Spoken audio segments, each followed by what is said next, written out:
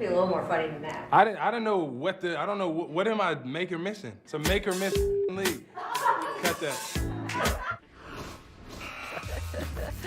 Jimmy, make moves! Jaren Jackson Jr. was in his bag last night. Check out these moves. Jackie, are we getting closer and closer to positionless basketball here? We are there. And I hope next year the all-star selection will be positionless too, so Jimmy Butler gets in as a starter. How about All-NBA this year? Why wait till next year? I like the way you think, Rachel. Look at this, guy. He's my favorite player right now. Really? I love Jaren Jackson Jr. I can't get enough of the dude. Love him. I know Jaron Morant's great, but I really like him. That's awesome. You Love that kid. better have some defensive skills to stay in front of this kid. Fun young team. We'll be talking about them shortly as well. Miss jerseys, Spurs clips, dead ball. Jakob Poeltl checks in, but he forgot something. You forgot something there because the jersey. Unbelievable. He worked out too hard in pre-game. Malik Beasley did it last year, forgetting his shorts. That's a whole different problem when you forget your shorts. Yeah, the there. shorts are a little bit tough. It's A all little good. racier. Anthony Davis told a very nice story the other night about how at Team USA at the Olympics, he was so excited to play with all these greats. He forgot to put on his jersey, and in garbage time, when they checked him into the game, he went to go take off his warm-up. Coach K called his number, and he couldn't do it because he didn't have his jersey. And Kobe gave him such a hard time on the bench. He said, even to this day, every day, as he walks out onto the court, he gives a little double check.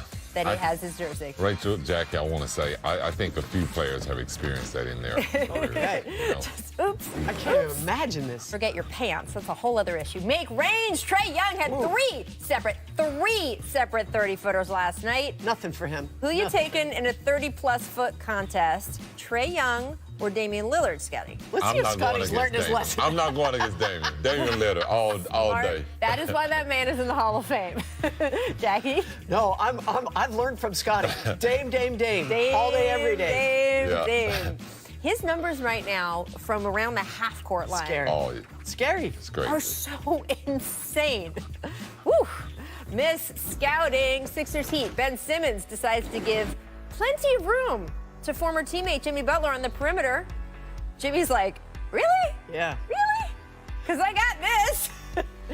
Well, what? This was such a classic Jimmy Butler. Like, usually he invents beefs out of nothing. This is a real one. Like, how dare you choose Tobias Harris over me? And how dare you think I can't hit this? That was a little bit of an insult. But you know what? It goes to show, don't read the pregame report saying Jimmy Butler's made, 3 out of the last 19 threes. He's a clutch guy. He's one of those guys we were talking about, like DJ. When the game's on the line, I want him to shoot it. And he's going to take it. Boom.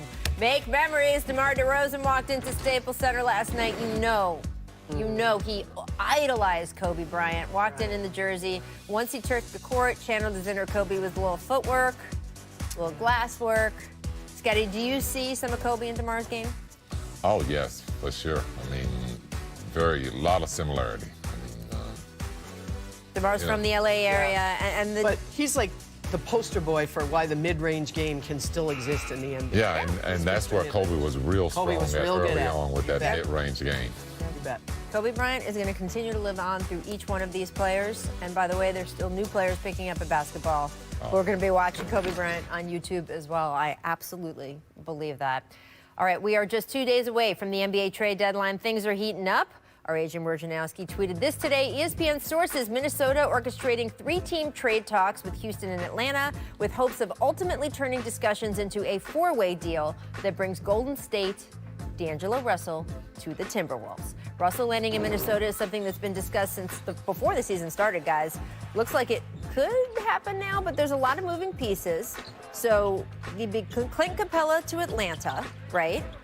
They'd hope to get Robert Covington to Houston, and they would use the draft picks they got from Atlanta to give to Minnesota to get Covington and also pick up some sort of more mid-level center to just kind of eat up some of those minutes. Sixers then Minnesota, which would have those draft picks, right, from Atlanta to Houston to them, would then use those to help put together the deal for D'Angelo Russell. Do you think all of this, dominoes, will happen in the next 48 hours? And do you think the fit is good if they could get it there? Well, if I knew who the GM of the Knicks were, I could tell you if they had a better chance of getting D'Angelo Russell. But since I don't know that, I do think that we know Karl Anthony Towns wants D'Angelo Russell. They're friends. I can picture the pick and roll right now. This team needs something. The free fall that the Timberwolves in is stunning to me. And so I wouldn't discount this happening. D'Angelo Russell is the one player I think we can all agree it appears to be on the move, and Robert Covington would be the second, right? Those seems to be the two guys we know are going to be going somewhere. You know, I like it. I would like to see Russell and hopefully Towns be able to pick it up. You know, he's a player that's kind of underachieved a little bit, and I think it'll be great because when I mean underachieve, I mean the team having ability to start to play and be competitive a little bit. And I think him and Wiggins just hasn't put it together this season. Yeah. Ugh. Well, Karl Anthony Towns is frustrated overall. Voiced his frustration about not being selected to the All-Star team, telling the Minneapolis Star-Tribune, quote, "It's unfortunate that this year's All-Star game won't have the 24 best players in the NBA." He said, "I've been disrespected since I came in. It's nothing new when I didn't see my name up there."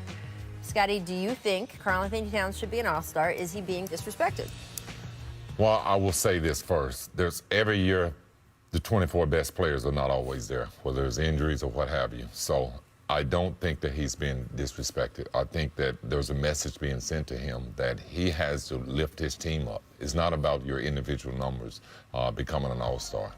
At times that works if the fans are able to overwhelmingly get you in. But your peers, your coaches, those are the people that have to get the respect for you to be an all-star. And I don't think he's quite earned that yet. So no more Mr. Nice Guy here. This is Angry Karl. And this started early in the year. He was very upset he wasn't on the All-NBA team either, and has expressed his dissatisfaction to many media members, and I was on a little bit of the end of that. But the All-Star game, that's voted by the coaches.